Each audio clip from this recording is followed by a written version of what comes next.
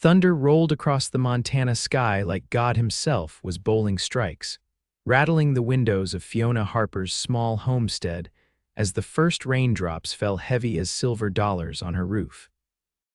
She had been alone on this patch of land for 3 months since her father's passing, and never had she witnessed a storm brewing with such malevolence. The year was 1879, and the promise of a better life that had drawn them westward from Boston now seemed a cruel joke as the wind howled like a wounded animal.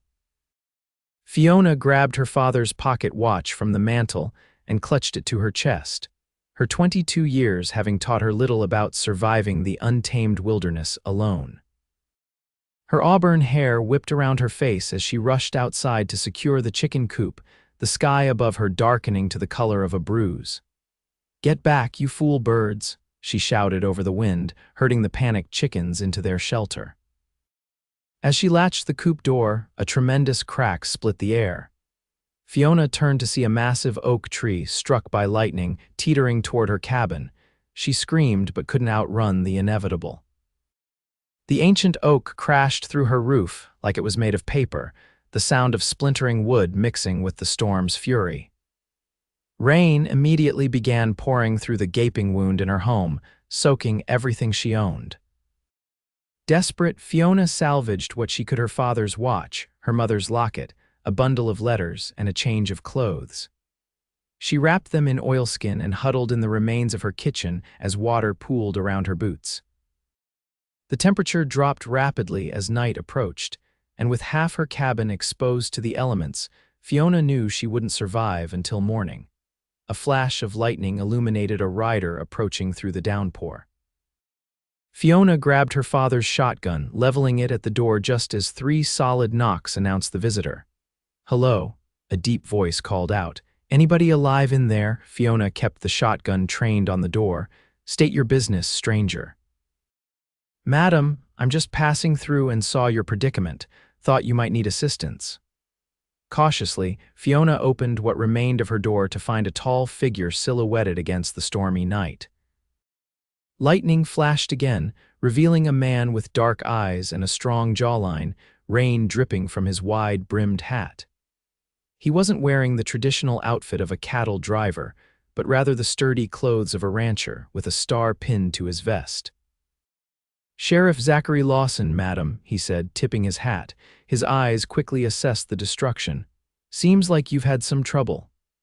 "The storm tore my cabin apart," Fiona replied, lowering her shotgun slightly but not entirely. The sheriff nodded, his expression softening as he took in her drenched, shivering form. "You'll sleep under my sky tonight," he said, his voice firm but gentle. "My ranch is about 3 miles east. It's not much, but it's dry and warm." Fiona hesitated. Her father had warned her about the dangers of trusting strangers, especially men, in these parts. But the alternative was a night in a half-destroyed cabin, exposed to the elements and whatever predators might be drawn by the scent of her fear. "I appreciate the offer, Sheriff," but another thunderclap shook what remained of her home, and a section of the rear wall collapsed with a sickening crunch. The sheriff extended his hand. "No buts tonight, miss. That cabin won't last till morning, and neither will you if you stay." Fiona glanced back at the ruin of her home, 3 months of backbreaking work undone in seconds. Tears welled in her eyes, but she blinked them away. Tears were a luxury she couldn't afford right now. "Let me gather a few more things," she said, turning back inside. "Make it quick," the sheriff called after her. "This storm's getting worse." Fiona hastily collected her father's Bible, a small bag of cornmeal, and her mother's sewing kit. She wrapped them in a quilt and returned to find Sheriff Lawson securing a tarp over her chicken coop. "Your chickens should be safe enough," he said, tightening the last knot. "We can come back for them tomorrow." He helped her mount his horse, a sturdy dapple-gray stallion that stood steady despite the howling wind. Fiona settled behind the sheriff, reluctantly wrapping her arms around his waist as he nudged the horse forward. They rode in silence through the tempest, the rain so thick it was like riding through a waterfall. Fiona kept her head down, pressed against the sheriff's back, drawing warmth from his solid presence. She told herself it was merely survival, Nothing more, but couldn't deny the comfort she found in the steady rhythm of his breathing. After what seemed like hours but was likely only 40 minutes, the silhouette of a ranch house emerged from the darkness. It wasn't grand like the mansions she'd left behind in Boston, but it was sturdy and well-maintained, with a wide porch and smoke curling from the chimney despite the late hour. "Home, sweet home," Sheriff Lawson said as he guided his horse under a covered stable attached to the main house. He dismounted smoothly and reached up to help Fiona down, his hands strong and sure on her waist. "Thank you," she murmured, suddenly aware of how bedraggled she must look. "Let's get you inside and warmed up," he replied, leading her to the house. "My housekeeper, Mrs. Donovan, should have some dry clothes you can borrow." The interior of the ranch house was warm and inviting, with a fire crackling in the hearth and the smell of fresh bread lingering in the air. An older woman with silver hair and a kind face appeared from what Fiona assumed was the kitchen. "Zachary Lawson, what in heaven's name are you doing out in this weather?" she scolded, then noticed Fiona. "Oh, my dear, you're soaked to the bone, Mrs. Donovan, this is Miss." The sheriff trailed off, realizing he hadn't asked her name. "Harper," Fiona supplied. "Fiona Harper. Miss Harper's cabin was damaged in the storm," Sheriff Lawson explained. "She needs a place to stay tonight." Mrs. Donovan immediately took charge, hustling Fiona toward the stairs. "Come along, dear. Let's find you some dry clothes and draw you a hot bath." Fiona glanced back at the sheriff, who nodded encouragingly. "Go on. Mrs. Donovan will take good care of you. I'll check on my horse and be up shortly." The next hour passed in a blur of warm water, soft towels, and borrowed nightclothes that were slightly too large but blessedly dry. When Fiona descended the stairs again, her hair damp but combed and her body no longer trembling with cold, she found Sheriff Lawson sitting at a large wooden table, nursing a cup of coffee. He stood when she entered, and Fiona was struck by how different he looked without his rain-soaked coat and hat. Younger, perhaps, though still with the weathered look of someone who spent most of his time outdoors. His hair was the color of dark coffee, with a slight wave that suggested it might curl if allowed to grow longer. "Feeling better?" he asked. "Much," Fiona replied. "Thank you for your hospitality." Mrs. Donovan appeared with a steaming bowl of stew and a thick slice of bread. "Sit and eat, child." Nothing heals the spirit like a full stomach. Fiona hadn't realized how hungry she was until the aroma of the stew hit her nostrils. She sat across from the sheriff and began to eat, the rich flavors of beef and vegetables bringing tears to her eyes. "This is delicious," she said between bites. "Mrs. Donovan is the finest cook in 3 counties, Sheriff Lawson replied, his lips quirking in a small smile. "Flattery won't get you seconds, young man," Mrs. Donovan retorted, but her tone was affectionate. She placed another bowl in front of him before retreating to the kitchen. They ate in companionable silence for a few minutes, the storm continuing to rage outside. Finally, Fiona gathered her courage to ask the question that had been nagging at her. "Why did you help me, Sheriff? You could have ridden past." He looked up, those dark eyes assessing her once more. "Would you have preferred that I did?" "No, of course not. People aren't always so kind to strangers out here." "I suppose not." He pushed his empty bowl aside. "Truth is, Miss Harper, I've been where you are, alone, with everything you own at the mercy of nature and fate." His gaze drifted to the window where lightning still flashed. "Someone helped me once, figured I owed the debt forward." There was a story there Fiona could tell, but she didn't press. Instead, she finished her stew and thanked Mrs. Donovan, who had reappeared to clear the dishes. "You'll stay in the guest room tonight," the older woman said. "It's small but comfortable." "I couldn't impose, it's no imposition," Sheriff Lawson interrupted, "and it's not a request. The storm's not letting up and there's nowhere else for miles." Fiona wanted to argue to maintain some semblance of independence, but exhaustion was quickly overtaking her. "Just for tonight," she conceded. "We'll figure out the rest tomorrow," he replied, standing. "For now, get some rest." The guest room was indeed small but furnished with a comfortable bed, a chest of drawers, and a small writing desk. A quilt in shades of blue and green covered the bed, and a lamp on the bedside table cast a warm glow over the space. Fiona sat on the edge of the bed, overwhelmed by the day's events. Her home was destroyed. The cabin that had represented her father's dream and her own stubborn determination to honor his memory was now little more than kindling. What would she do now? Where would she go? A soft knock interrupted her spiraling thoughts. She opened the door to find Sheriff Lawson holding a small book. "Thought you might want something to read," he said, offering the volume. "Helps quiet the mind when sleep won't come." Fiona accepted the book, surprised to see it was a collection of poetry by Emily Dickinson. "You read poetry, Sheriff?" A slight flush colored his cheeks. "Is that so hard to believe? I suppose I expected something more rugged. Like dime store novels about gun-slinging outlaws," he chuckled. "I get enough of that in my daily work. Poetry's a nice change of pace." Fiona smiled, genuinely this time. "Thank you for the book and everything else. You're welcome, Miss Harper." He hesitated, then added, "If you need anything during the night, my room is at the end of the hall. Mrs. Donovan is downstairs." "I'll be fine," she assured him. He nodded and turned to leave, then paused. "For what it's worth, I'm sorry about your cabin. Building a life out here isn't easy, even without nature working against you." "No, it isn't," Fiona agreed, "but I'm not giving up." Something like approval flickered in his eyes. "Good night, Miss Harper." "Good night, Sheriff." Fiona closed the door softly and returned to the bed, opening the book of poetry. She read until her eyes grew heavy, the storm's fury gradually becoming a distant backdrop to her dreams. Morning arrived with unexpected brightness, the storm having blown itself out sometime during the night. Fiona woke to sunlight streaming through the window and the sound of birds singing. For a moment, she forgot where she was, reaching instinctively for her father's watch on the bedside table. When her hand met unfamiliar wood, reality crashed back. She dressed quickly in her own clothes, which Mrs. Donovan had washed and dried overnight. They still bore the marks of yesterday's ordeal, but they were clean and familiar, a small comfort amidst so much uncertainty.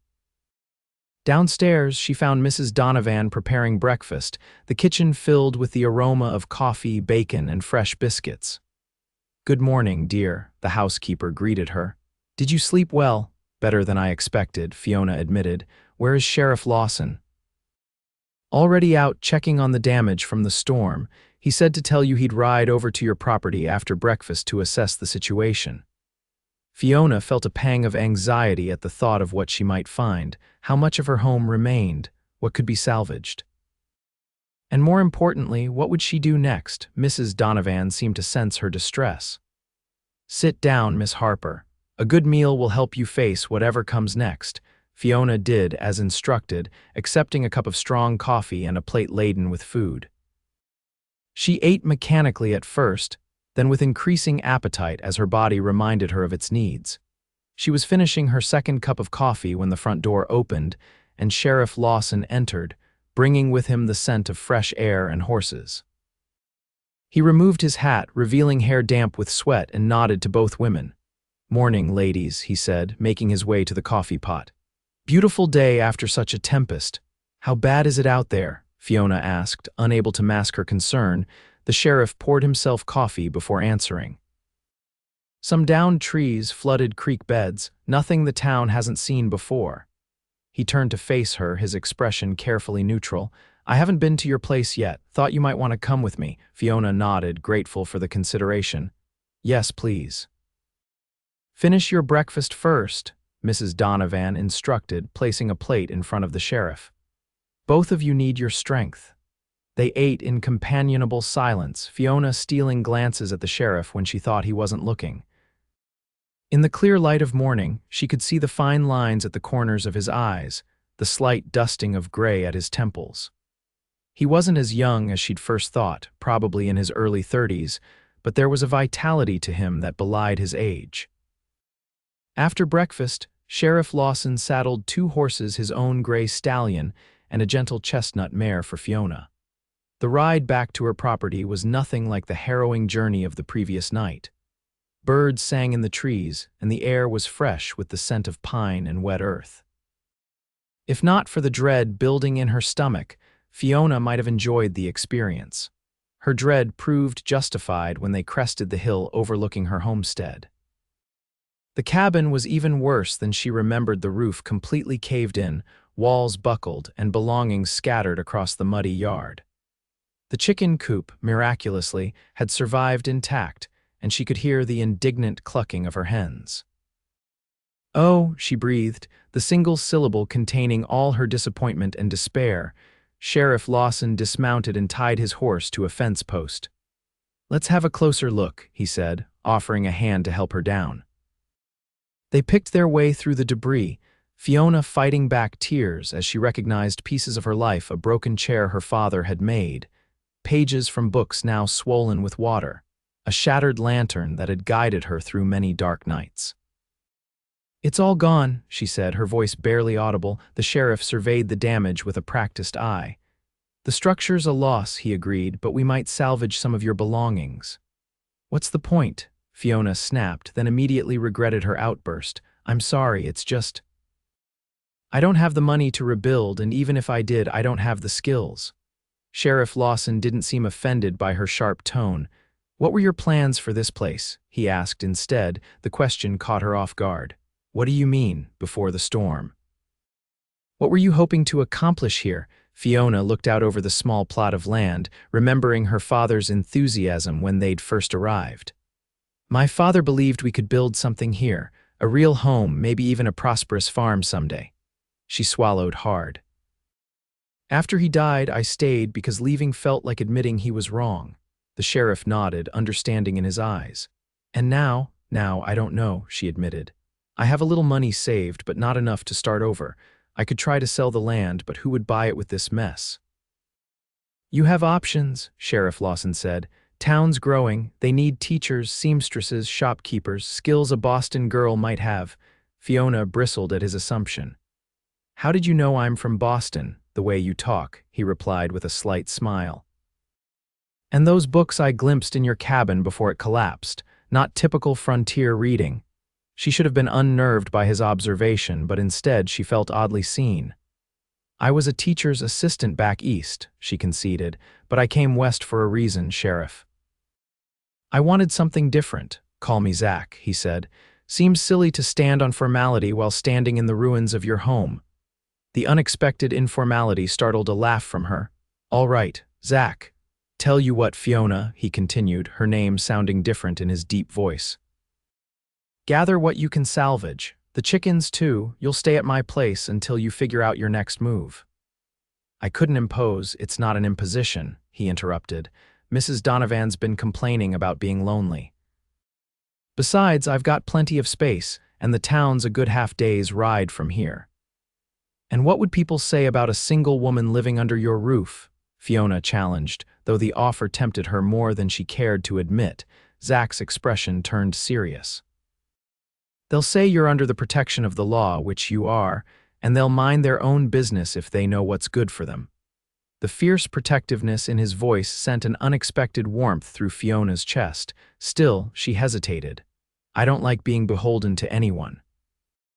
"Consider it a business arrangement, then," he suggested. "You help Mrs. Donovan with the house, maybe teach me how to make sense of the account books I've been neglecting. I provide room and board until you decide what's next." It was a reasonable offer, far more generous than she had any right to expect from a virtual stranger. Yet something in his steady gaze told Fiona that Zachary Lawson was a man of his word, someone who wouldn't take advantage of her vulnerability. "Temporary," she said finally. "Just until I find my feet." "Of course," he agreed, though a glint in his eyes suggested he might have other ideas. "Now, let's see about those chickens." They spent the morning salvaging what they could from the wreckage, a few pieces of furniture, some kitchen implements, her father's tools, and a trunk of clothing that had been protected by falling in just the right spot beneath a section of intact roof. The chickens were coaxed into makeshift crates that Zach secured to his horse's saddle. By midday, they had loaded everything of value onto a small cart Zach had brought along, hitched to Fiona's mare. As they prepared to leave, Fiona stood looking at the remains of her cabin one last time, memorizing the shape of its destruction. "We can come back," Zach said quietly beside her. "If you want, the land is still yours." Fiona nodded, unable to speak past the lump in her throat. Then, squaring her shoulders, she turned away from the ruins and mounted her horse. "Ready?" Zach asked. "Ready," she replied, and they set off toward his ranch, leaving behind the shattered remains of one life and moving, unknowingly, toward the beginning of another. The next weeks passed in a blur of new routines and unexpected discoveries. True to his word, Zach treated Fiona as a guest, not a charity case. She earned her keep by helping Mrs. Donovan with household tasks and gradually taking over the ranch's bookkeeping, which had indeed been sorely neglected. "You have no idea how much your cattle operations are actually earning," she told Zach one evening as they sat at the dining table, ledgers spread between them. "You've been undercharging for years." He looked up from cleaning his revolver, a task he performed with methodical precision each evening. "That's so." "Yes, that's so," Fiona replied, pushing a column of figures toward him. "Look here, the Wilsons paid you 30% less per head than market value last spring." Zach glanced at the numbers without much interest. "Josh Wilson's got 5 kids and a wife with consumption. He pays what he can." Fiona blinked, reconsidering her assessment. "You knew." "Course I knew," he said, returning to his gun. "Same as I know the Hendersons trade me inferior stock but need the money for their boys schooling back east, or that old man Granger hasn't turned a profit in 3 years but is too proud to accept help outright." "So you just let people underpay you?" Zach shrugged. "Money's not everything, Fiona. I've got enough, more than enough, truth be told." "Is that why you became sheriff? Because you don't need the money?" He was silent for a long moment, his hands stilling on the revolver. "I became sheriff because someone needed to," he finally said. "This country's still finding its way, needs good people willing to stand up for what's right." "Is that what you're doing with me? Standing up for what's right?" The question escaped before Fiona could think better of it. Zach reassembled his gun with quick, practiced movements. "Would it bother you if it was? I don't want to be another one of your charity cases." He holstered the revolver and looked at her directly, his dark eyes serious. "You're not charity, Fiona. He seemed to search for the right word. "You're a colleague, a friend, I hope, friend." The word settled between them, both a boundary and a bridge. Fiona wasn't sure if she was relieved or disappointed. "Yes," she said after a moment. "Friends," but friendship, Fiona discovered, was a complicated thing when living under the same roof. She found herself noticing details about Zach. She had no business noticing the way his shirt stretched across his shoulders when he reached for something on a high shelf, the rare but transformative effect of his full smile, the gentleness in his hands when he tended to an injured animal. And sometimes, when she thought he wasn't looking, she caught him watching her with an expression that made her heart beat faster. Mrs. Donovan, sharp-eyed despite her age, missed nothing. "He likes you," she told Fiona one morning as they kneaded bread dough side by side. "We're friends," Fiona replied, focusing intently on her task. The older woman made a noise of disbelief. "Friends don't look at each other the way you two do when you think no one's watching." Fiona felt heat rise to her cheeks. "It's not like that. He's been kind to me, that's all." "Child, I've known Zachary Lawson for 15 years, since he was a wild young thing fresh from the war with too many nightmares and not enough sense. I've never seen him look at anyone the way he looks at you." The revelation that Zach had fought in the war startled Fiona. He would have been very young, 17 or 18 at most.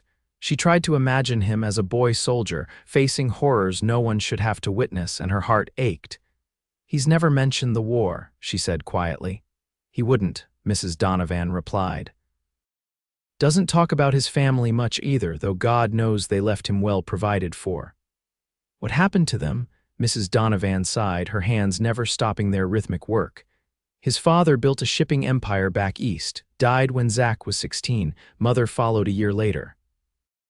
Zach enlisted as soon as he could, came back different, wilder, took his inheritance and headed west." She glanced at Fiona. "Found this place, found some peace, but he's been alone too long." Fiona absorbed this information, finding it both illuminating and insufficient. It explained Zach's self-sufficiency, his comfort with solitude, but not the depth of compassion he showed to everyone around him. "He's a good man," she acknowledged. "One of the best," Mrs. Donovan agreed, "and he deserves some happiness." Fiona wasn't sure how to respond to that, so she channeled her nervous energy into punching down the dough with more force than necessary. That evening, a commotion in the yard drew everyone's attention. Fiona looked out the window to see Zach dismounting his horse, supporting a bloody young man she didn't recognize. "Mrs. Donovan," Zach called as he half-carried the stranger toward the house. "Need some help here?" Fiona rushed out to assist, helping guide the injured man to the kitchen table. He was young, perhaps 19 or 20, with sandy hair and a face twisted in pain. Blood soaked his left trouser leg. "What happened?" Mrs. Donovan demanded, already gathering bandages and her medicinal kit. "Hunting accident," Zach explained, cutting away the young man's pants to reveal an ugly gash across his thigh. "Found him about 3 miles out. Says his name's Daniel, passing through on his way to Oregon." "I wasn't doing nothing wrong," the young man gasped. "Swear it, Sheriff." "Just trying to get some dinner." "Nobody's accusing you, son," Zach reassured him. "Let's just get you patched up." Fiona fetched water and clean cloths, working alongside Zach and Mrs. Donovan to clean and bandage the wound. It was deep but clean, likely from a hunting knife that had slipped while dressing game. "You're lucky," Mrs. Donovan told Daniel as she finished securing the bandage. "Another inch and you'd have hit the big vessel, would have bled out before anyone found you." "Guess the Lord was watching out for me," Daniel said weakly, "sending the sheriff my way." Zach squeezed the young man's shoulder. "You'll need to stay put for a few days, let that leg heal a bit before you continue your journey."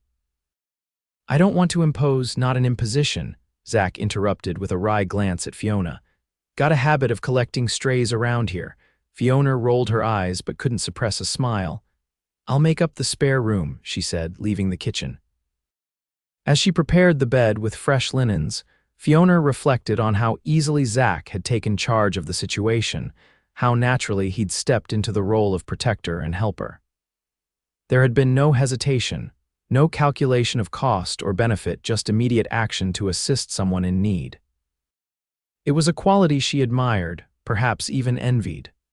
Her own life had been so carefully planned, so focused on propriety and expectations, until her father's illness had upended everything. Even her decision to remain in Montana after his death had been driven partly by stubbornness, a desire to prove she could survive on her own. But was survival enough? What about living? These thoughts occupied her mind as she worked, and she was startled when Zach appeared in the doorway. "Need any help?" he asked. "Almost done," she replied, smoothing the quilt. "How's Daniel?" "Resting." Mrs. Donovan gave him some willow bark tea for the pain. Zach leaned against the doorframe, watching her. "You handled yourself well back there. Not everyone can stay calm at the sight of blood." Fiona shrugged. "I helped nurse my father through his final illness. You learned to set aside your squeamishness." "I'm sorry about your father," Zach said softly. "You haven't talked much about him." "Not much to say. He was a good man who dreamed bigger than his circumstances allowed." She adjusted a pillow unnecessarily. "The frontier was supposed to be our fresh start. Instead, it killed him." "What happened?" Fiona hesitated. She rarely spoke of her father's death, finding the memories too painful, but something about Zach's quiet presence made her want to share the burden. "Pneumonia," she finally said. "Last winter, we weren't prepared for how harsh it would be. By the time I realized how serious it was, the snow made it impossible to fetch a doctor." She blinked back tears. "He was gone within a week." "That's why you stayed," Zach said, "to honor his dream." "Partly," Fiona admitted, "and partly because I had nowhere else to go. My mother died years ago, no siblings, few friends left in Boston who remember me." She attempted a smile. "Besides, he's buried on that land. I couldn't just abandon him." Zach crossed the room in 2 strides and, to her surprise, took her hand in his. His skin was warm and calloused, a working man's hands despite his comfortable circumstances. "You haven't abandoned him," he said firmly. "Carrying on, finding your own way that honors his memory more than clinging to a piece of land ever could." Fiona looked up into his face, struck by the intensity in his eyes. "Is that what you did? Found your own way after your parents died?" Surprise flickered across his features. "Mrs. Donovan's been talking, I see. She cares about you." "I know." He released her hand and moved to the window, looking out at the darkening sky. Yes, I found my own way. After the war, I couldn't go back to Boston, to my father's business, his society friends. Everything seemed so trivial after what I'd seen. So you came west. So I came west, he echoed, bought this land, learned to work it, found purpose as sheriff.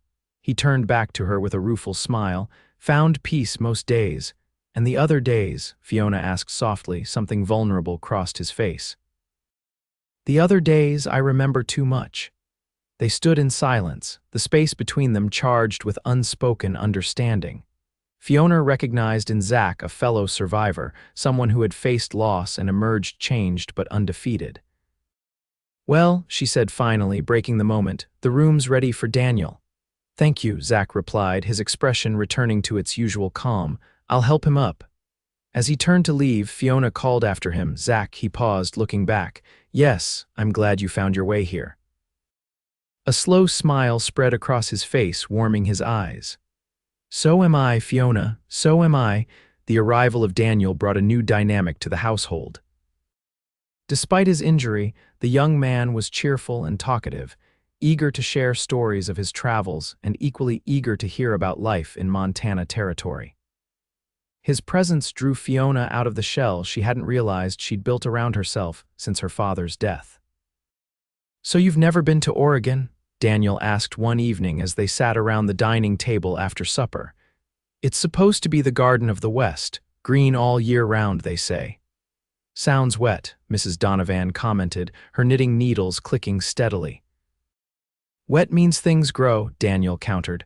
I'm going to have an apple orchard, biggest one west of the Mississippi. Big dreams for a young man, Zach observed, though his tone held no mockery. Isn't that what the frontier's for? Daniel replied. Big dreams. Fiona thought of her father's dreams, cut short by illness and harsh reality. Dreams need more than just space to grow, she said. They need persistence, luck, and help sometimes. Daniel nodded, his expression turning serious. I know, that's why I'm grateful to you all. He gestured to his bandaged leg. Could have been the end of my journey if the sheriff hadn't found me. Just doing my job, Zach demurred. Is that why you took me in too? Fiona asked, surprising herself with the direct question. Just doing your job, a charged silence fell over the table. Mrs. Donovan's knitting needles paused, and Daniel looked between Fiona and Zach with undisguised interest. Zach met her gaze steadily. No, he said simply. That was something else entirely. Before Fiona could ask what he meant, a pounding on the front door broke the tension. Zach rose immediately, hand moving to the revolver at his hip. Stay here, he instructed, moving to the door. Fiona heard muffled voices, then Zach returned with a harried-looking man in a trail-worn coat. Ladies, Daniel, this is Jim Hansen from over Pine Creek Way, Zach introduced him. Jim, what's so urgent it couldn't wait till morning? Raiders, Sheriff, Jim said, his voice tight with anxiety. Hit the Parkers' place last night, took their cattle, burned their barn, Mr. Parker's hurt bad. Zach's expression hardened. Casualties? Just injuries, thank the Lord. But they're saying it's the Crawford gang, moving south from Wyoming. How many? 6, maybe 7 men, Jim reported. Well armed, Zach nodded, already moving toward his gun cabinet. I'll ride out tonight, send word to Deputy Marshal in town to meet me at the Parkers' place. You can't go alone, Fiona protested, rising from her chair. I won't be alone once the deputy joins me, Zach replied, checking his rifle. That's still just 2 of you against 7 armed men, Fiona argued. At least wait until morning, gather more men. Zach shook his head. Every hour gives them more distance. I need to pick up their trail while it's fresh. Fiona wanted to object further, but the set of his jaw told her it would be futile. This was the sheriff speaking now, not the man she'd come to know over the past weeks. At least eat something before you go, Mrs. Donovan insisted, already moving to the kitchen. While she packed food, Zach gathered his gear with practiced efficiency. Fiona stood helplessly by, anxiety churning in her stomach. Be careful, she said when he was ready to depart. Zach paused, his hat in his hand. Something in his expression softened as he looked at her. I'm always careful, he assured her. Then, to her surprise, he stepped closer and added in a lower voice, I have reasons to come back. Before she could respond, he placed his hat on his head, nodded to the others, and was gone, riding into the darkness with Jim Hansen. Fiona barely slept that night, her mind conjuring terrible scenarios of Zach facing down armed outlaws, outnumbered and outgunned. By morning, she was irritable from lack of sleep and worry. "He'll be fine," Mrs. Donovan assured her as they prepared breakfast. "This isn't his first posse." "That doesn't make it less dangerous," Fiona replied, kneading biscuit dough with unnecessary force. The older woman gave her a knowing look. "No, but it means he knows what he's doing." She patted Fiona's flour-covered hand. "Your feelings for him are showing, dear." Fiona didn't bother denying it. "Is it that obvious? Only to those with eyes," Mrs. Donovan said dryly. "And perhaps to young Daniel, who's been watching you two like your characters in one of those penny romances." Despite her worry, Fiona laughed. "He's just bored from being confined to the house." "Perhaps, but he's not wrong about what he sees, Mrs. Donovan lowered her voice, though Daniel was still upstairs. "Zachary looks at you the way a man looks at his future, not his past." The words stirred something deep in Fiona's chest, hope, perhaps, or possibility. But before she could examine the feeling, the sound of hooves in the yard sent her rushing to the window. It wasn't Zach, but a young man in a deputy's badge, looking exhausted and dust-covered. "Mrs. Donovan," he called as she opened the door. "Sheriff Lawson sent me. There's been trouble." Fiona's heart seemed to stop. "Is he hurt?" The deputy removed his hat. "Yes, madam, nothing life-threatening, but he took a bullet in the shoulder during a shootout with the Crawford gang. He's at Doc Miller's in town." "I need to go to him," Fiona said immediately. "That's why I'm here, madam." "Sheriff asked for you specifically." The deputy looked embarrassed. Said, and I quote, "Tell Miss Harper I wasn't as careful as I promised." Despite her fear, Fiona felt a surge of affection for Zach's wry humor even in injury. "I'll get my things." Mrs. Donovan was already packing a basket. "Take him some decent food. That doctor couldn't boil water without burning it." Within half an hour, Fiona was in the deputy's wagon, heading toward the town she had yet to visit despite living in the area for months. Her mind raced with questions. How bad was Zach's injury? What had happened with the outlaws? And why had he asked for her specifically? The town of Pine Ridge was larger than she expected, with a main street lined with businesses, a general store, saloon, blacksmith, and various shops. At the far end stood a two-story building with a sign identifying it as both the doctor's office and residence. The deputy helped Fiona down from the wagon. "Doc's expecting you, madam. I need to get back to the office, but I'll check in later." Fiona nodded her thanks and entered the building, where a stern-faced man with spectacles met her in the hallway. "You must be Miss Harper," he said. "I'm Dr. Miller. The sheriff's upstairs, second door on the right. He's lost some blood, but should make a full recovery if infection doesn't set in. May I see him?" "That's why you're here, isn't it?" the doctor replied with a hint of impatience. "Just don't excite him. He needs rest." Fiona climbed the stairs, her heart pounding harder with each step. She paused outside the indicated door, took a deep breath, and knocked softly.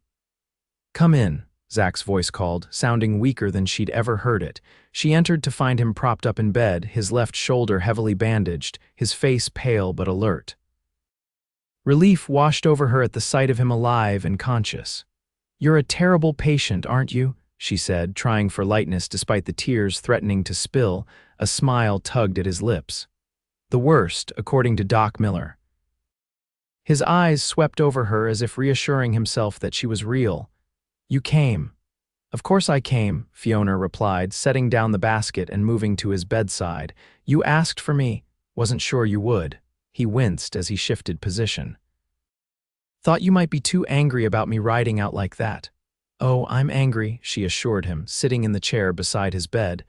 "But I'm more relieved that you're alive to hear about it." Zach chuckled, then grimaced at the movement. "Knew I was in for a lecture." "Not now," Fiona said softly, reaching for his hand. "Later, when you're stronger." His fingers curled around hers, warm despite his pallor, something to look forward to. They sat in comfortable silence for a moment, the simple contact of their joined hands saying more than words could. "What happened?" Fiona finally asked. "With the outlaws?" Zach's expression darkened. We tracked them to an abandoned homestead about 15 miles north. They saw us coming, opened fire, got me before we could take cover." He squeezed her hand. "We got 3 of them, including Crawford himself. The others scattered, but they won't get far. Marshals from Billings are joining the hunt." "You could have been killed," Fiona said, the fear she'd been holding at bay suddenly overwhelming her. "But I wasn't," he replied gently. "I'm right here, this time," she whispered. "What about next time, or the time after that?" Understanding dawned in his eyes. "Ah, that's what this is about." "What do you mean? You're afraid of losing someone else you care about?" His gaze was too perceptive, seeing too much. "Your father, now me." Fiona wanted to deny it, but the truth of his words struck too close to home. "Is that so unreasonable? Everyone I've ever loved has left me." The words hung between them, her unintended admission making her cheeks flame. Zach didn't comment on her slip, instead bringing their joined hands to his lips and pressing a kiss to her knuckles. "I can't promise I'll never be in danger," he said seriously. "It's part of who I am, what I do, but I can promise I'll always do everything in my power to come back to you." The tenderness in his voice undid her completely. Tears spilled down her cheeks as weeks of confusion, fear, and unacknowledged feelings broke through her carefully maintained composure. "Hey now," Zach murmured, reaching up with his good arm to brush away her tears. "I'm not worth crying over." "Yes, you are," Fiona contradicted him, leaning into his touch. "You're worth that and more." His hand lingered on her cheek, his thumb tracing the line of her jaw. "Fiona," he said, her name almost a question. She met his gaze, no longer hiding the emotions she'd been struggling to contain. "Yes." "When I was lying there, bleeding and not sure if help would come in time, I had only one regret," he told her, his voice low and intense. "That I might die without telling you how I feel." Fiona's breath caught. "And how do you feel?" "Like I've been waiting my whole life to find you." His eyes never left hers. "Like every road I've traveled, every choice I've made was leading me to that storm and your broken cabin." Joy bloomed in Fiona's chest, bright and unexpected. "I thought it was just me," she confessed.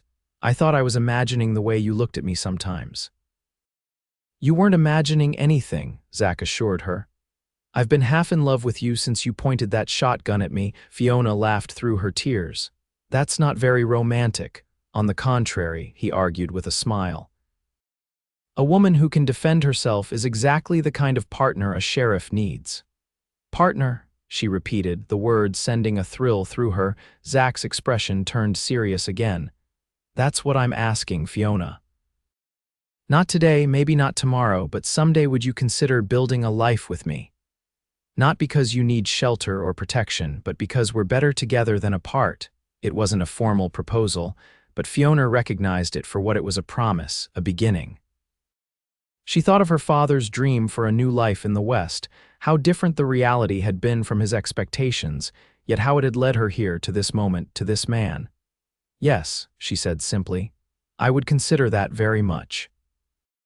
The smile that lit Zach's face was worth all the uncertainty, all the fear she'd endured. He tugged gently on her hand, drawing her closer. "Seal it with a kiss," he suggested, a hint of his usual confidence returning. Fiona leaned forward, careful of his injured shoulder, and pressed her lips to his. The kiss was gentle at first, tentative, but quickly deepened into something that sent warmth spreading through her entire body. When they finally parted, both were breathless. "Well," Zach said, looking slightly dazed, "that was worth getting shot for." Fiona swatted his good arm lightly. "Don't joke about that." He captured her hand again, his expression sobering. "Stay with me, not just today, but after, at the ranch. We can build something there together." "What about my land?" Fiona asked, though the question held none of the anguish it might have days earlier. "It's still yours," Zach replied. "We can rebuild the cabin if you want, or sell the land, or leave it as a memorial to your father.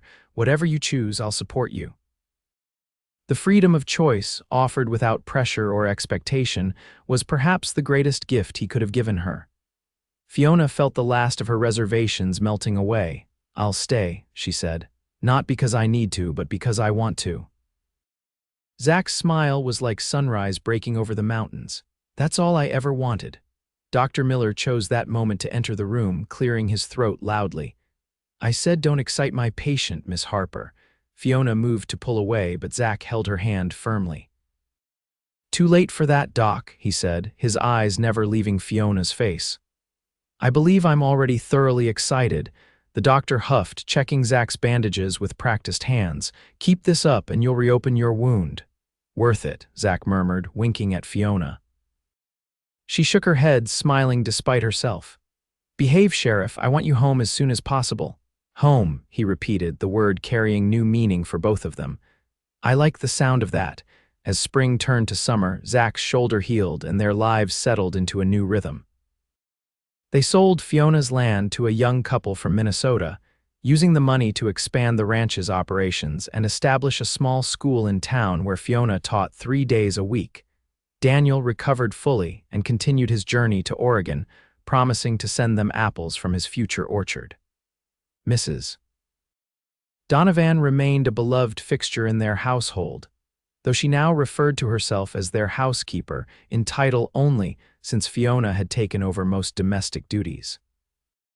On a warm evening in June, with the sun setting behind the mountains and casting the valley in gold, Zach led Fiona to a hilltop overlooking the ranch. A blanket was spread beneath a lone pine tree, a picnic basket waiting. What's all this? Fiona asked, delighted by the surprise. Thought we deserved a quiet evening, Zach replied, helping her sit. They ate, talked, and watched the stars emerge in the darkening sky. When the meal was finished, Zach reached into his pocket and withdrew a small wooden box.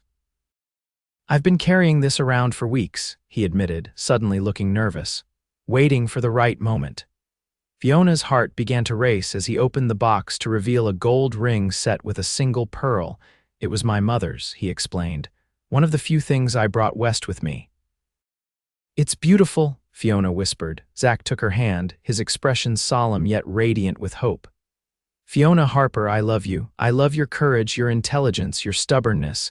I love the way you've made my house a home and my life complete. Will you marry me? Tears of joy blurred her vision. Yes, she said without hesitation. Yes, Zachary Lawson, I will marry you. He slipped the ring onto her finger, then drew her into his arms for a kiss that promised a lifetime of tomorrows. Later, as they lay on the blanket looking up at the star-filled sky, Fiona thought about the storm that had destroyed her cabin and changed her life. What had seemed like devastation had actually been the beginning of something beautiful. What are you thinking? Zach asked, his arm around her shoulders. That sometimes the worst storms bring the greatest blessings, she replied, nestling closer to him, and that I'm very glad you were riding by that night. Providence, he murmured, kissing the top of her head, or maybe just good luck. Either way, Fiona said, looking up at the vast canopy of stars, I'm thankful to be sleeping under your sky tonight, and every night to come. They were married in September, with the aspen trees turning gold and the first hint of autumn in the air. The entire town attended, along with ranchers and settlers from miles around, all eager to celebrate their sheriff and the schoolteacher who had captured his heart, Mrs. Donovan cried through the entire ceremony, and even Deputy Marshal, standing as Zach's best man, was seen wiping away a suspicious moisture from his eyes. As Fiona and Zach exchanged vows in the small church, she thought of her father and how, in his own way, he had led her to this moment. His dream of a new life in the West had become her reality, though in a form he never could have imagined. I now pronounce you husband and wife, the preacher declared. You may kiss your bride. Zach lifted her veil and gazed into her eyes with such love that Fiona felt her heart might burst. Hello, Mrs. Lawson, he whispered before claiming her lips in a kiss that sealed their union and promised a future filled with love, partnership, and the home they would build together. Years later, when their children asked how they met, Zach would always begin the story the same way. The storm tore her cabin apart, and I said, "You'll sleep under my sky tonight." And Fiona would smile, remembering how what had seemed like an ending had actually been just the beginning. 5 years after their wedding, the Lawson Ranch had prospered into one of the most successful operations in the territory. Zach had eventually passed his sheriff's badge to his former deputy, focusing his energy on ranching and his growing family. Fiona continued teaching part-time, but devoted most of her attention to their 3-year-old twins, Eliza and James, and their newest addition, 6-month-old William. On the anniversary of the storm that had brought them together, they always had a special celebration, just the two of them, under the stars, remembering how a disaster had led to their greatest happiness. Any regrets? Zach asked her during one such celebration, as they sat on their porch watching the sunset. Fiona leaned her head against his shoulder, listening to the sound of their children being tucked into bed by Mrs. Donovan, who had become like a grandmother to them. "Not a single one," she replied honestly. "Every step, every hardship led me here, to you, to this family." She placed her hand over his. "This is the dream I never knew I had." Zach turned his hand to intertwine their fingers, the simple gesture still sending warmth through her after all their years together. "You know what I think," he said, his voice low and intimate. "What's that?" He kissed her temple, then her cheek, then finally her lips. "I think we're just getting started." And as the stars came out above them, Fiona knew he was right. Their story, like the frontier itself, was still being written, one day, one challenge, one joy at a time, and she wouldn't have it any other way.